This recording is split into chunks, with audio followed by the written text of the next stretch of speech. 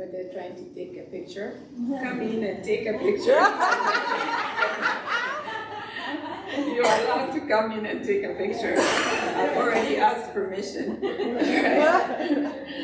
So, and by the way, she's out there because I have a cute little Yorkie who doesn't want to be left alone, and so she's taking care of the Yorkie in the car. So if you know of any good dog lovers who would love to take care of a lovely Yorkie, let me know.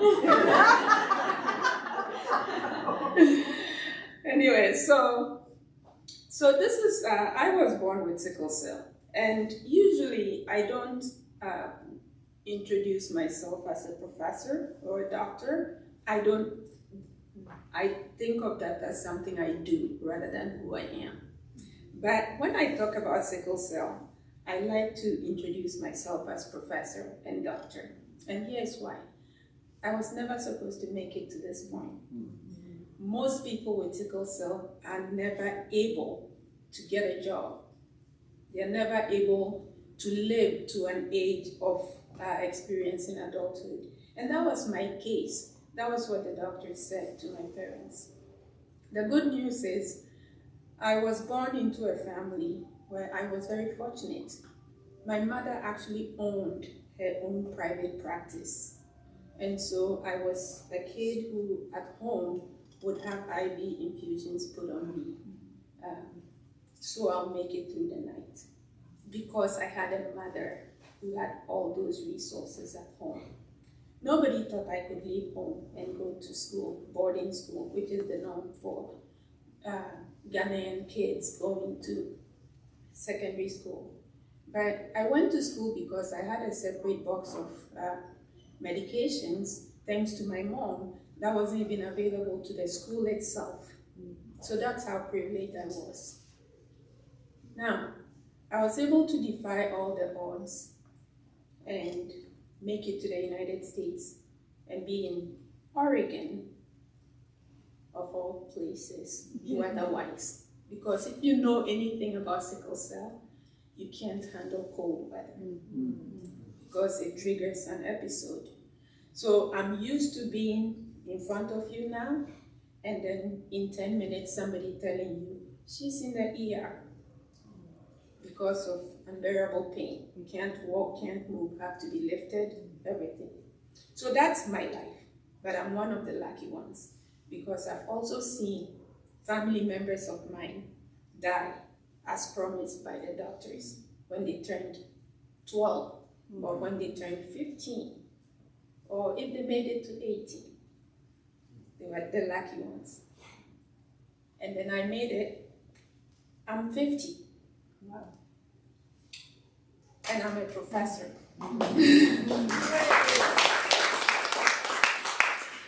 And I would have been lucky to live past 25. But here I am. So, just like with everybody, I was very happy to be able to live my purpose. I heard a speaker once say that the two most important days in your life are the day you were born, and then contrary to what most people think, which is the day you die, it's actually the day you find why you were born. So the day you find your purpose. And so given that for me, I have lived at the doorstep of death, very conscious of the presence of death. Life has been very precious to me. And so if you know me, I'm not one who wastes a lot of time on unnecessary things. And so, I'm watching myself here. Okay, I'm doing good. All right. So, I've always then wanted to live in my purpose, right? And that's when I'm doing that, I'm aligned and I feel as though I'm in the world for more than just being a lucky kid who didn't die from sickle cell. So now I've made it through my career, made it first through university, went to grad school, got a PhD. All of those things were mind-blowing to everybody around. She's actually doing it, she's living, she's doing it, right? And then I become a professor. I've been a professor now for 20 years. And 8 of those years, the last 8 years, have been in university administration. So here is where the story comes in. When I first started to go to the classroom as a new professor, I knew I was living my purpose, because the answer to that question about why I was doing what I was doing was, this is the only thing I will do even if nobody paid me. I was that happy. And the classroom is where I forget everything. I don't paint. I sing, but not actively.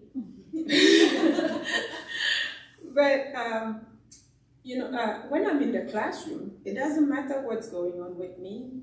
I'm like an artist with my paintbrush, and I have my students' attention for as long as I have them in front of me. And it's a mutual exchange that would always fill me with life. Now, I just mentioned that in the last 8 years, I have been an administrator. So, as happens when you are moving up in your career, at some point, I was tapped to be the chair of the department. And then after 4 years, the chair of the division. Now, I started to do less and less with my students directly in the classroom and talk about the bigger issues facing the university. I'm also responsible for 20 faculty members who answered to me. And so in that case, I was still living a purpose of seeing that what I was doing was directly touching 20 people who were always grateful for what I was doing. So I still had that flame in me. Now, it got to a point, so here is a person who believes, as I heard from another speaker, that when you are living a life that is fulfilling, it's one that gives you happiness, allows you to live authentically, and also to make an impact on others. And those three things have always spoken to me. But once I moved further and further away from the classroom, I realized that I was living a life that had a purpose, right? I had a purpose. I was being successful at what I did. And I was making an impact.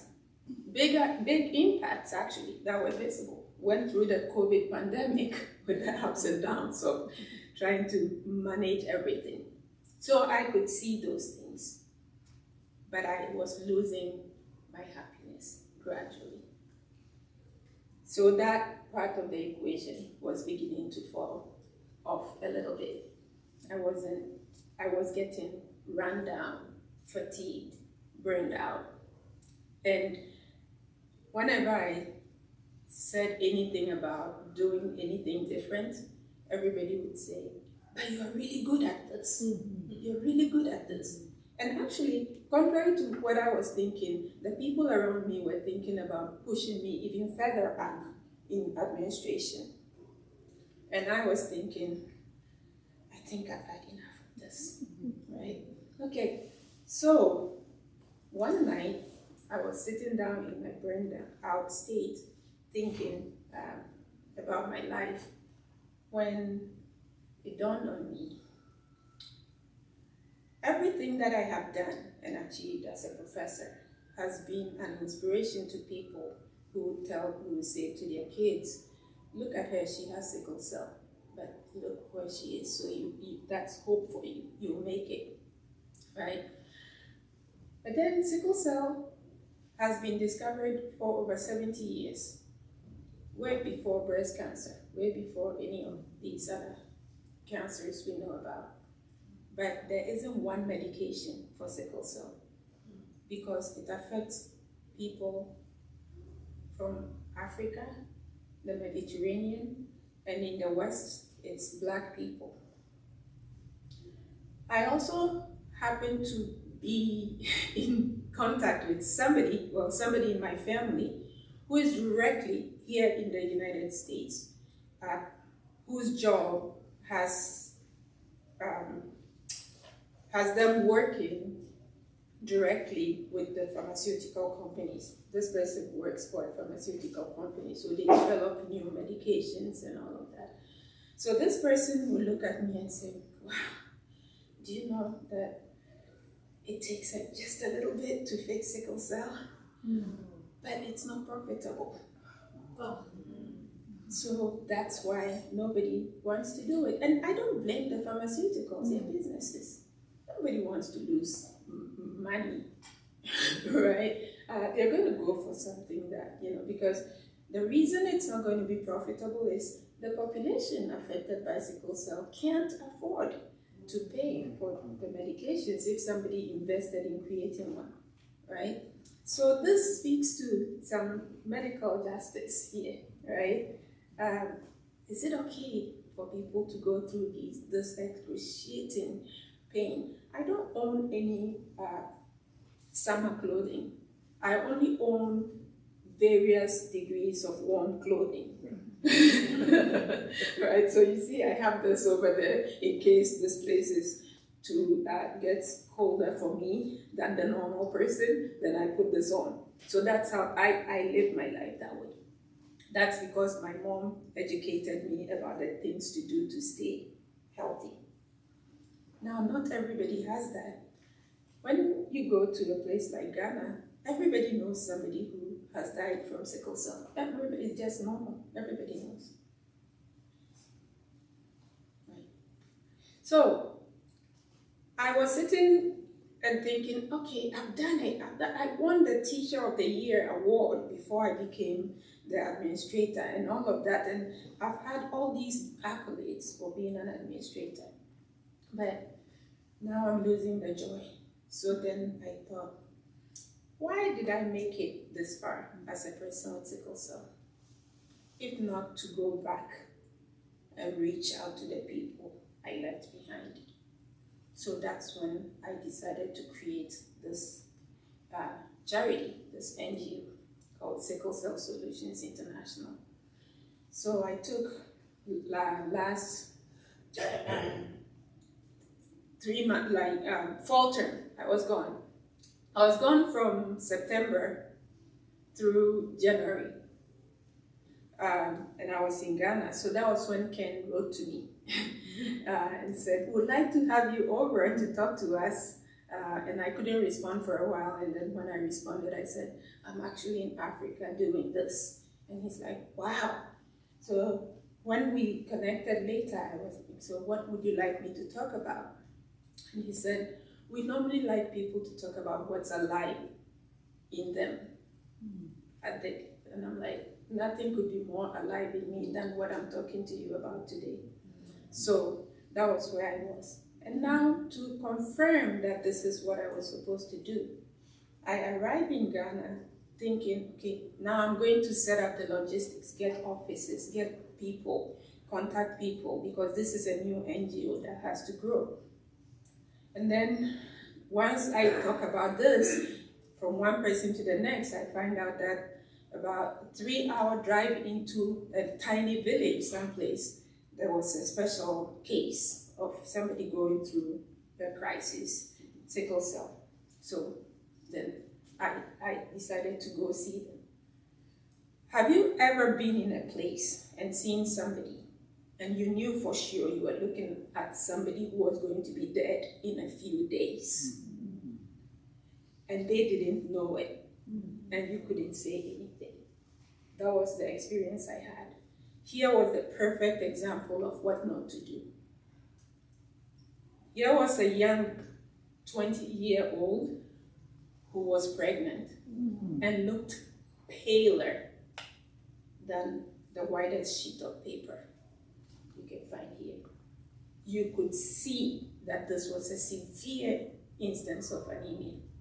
I hope you got the pictures. I sent out some pictures earlier.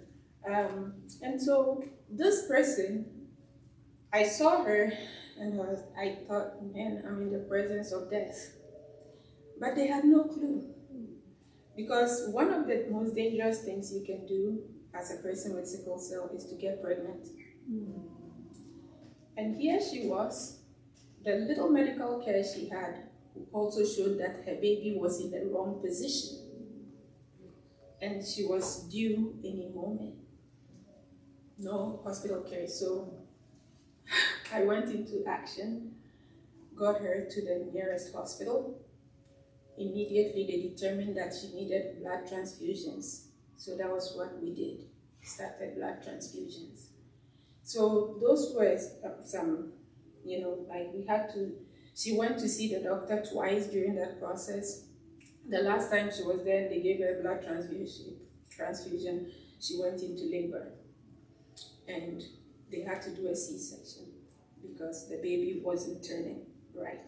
So I was praying that she would come out of there with her life and her baby's life.